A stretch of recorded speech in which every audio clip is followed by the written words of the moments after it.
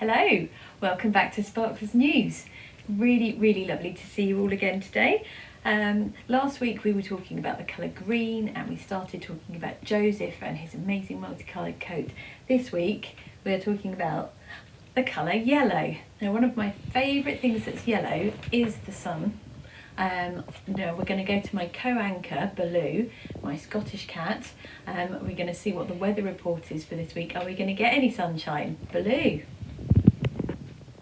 Hey, that's sunny. Marvellous. So there is something lovely and yellow in the sky as I'm speaking to you.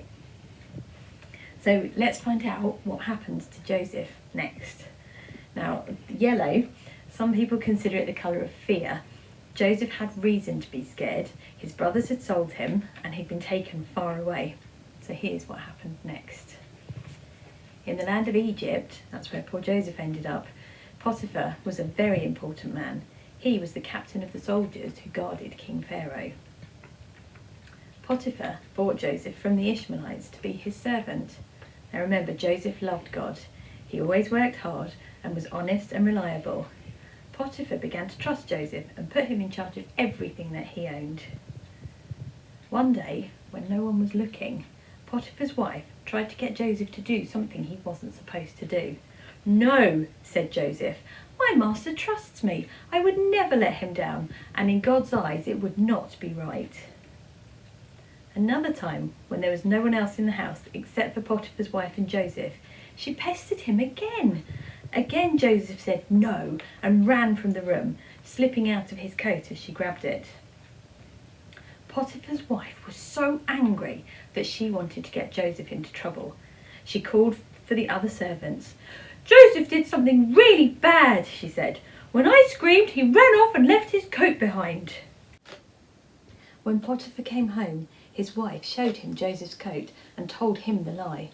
Potiphar was very angry and put Joseph in prison. But Joseph still trusted God and knew that God was with him. There were two men in jail who both had bad dreams the same night. They were scared. Joseph trusted God, and God showed Joseph what the dreams meant. Joseph was able to explain what God was telling them through their dreams. Joseph helped other people. God's favour and blessing was on Joseph, and it wasn't long before he was in charge of everything in the prison. Wherever you are, God is always with you, and you can serve God by serving others. I'm sure Joseph was scared for some of that, and the people that he was in prison with were scared as well, but he trusted God, and it was okay. So we've got a couple of things to think about. First thing, it is not okay to tell fibs to get someone in trouble, no matter how much they've annoyed you. And actually, Joseph hadn't done anything wrong in the first place. He didn't want to do something bad, and rotten old Potiphar's wife told fibs about him. That's never okay.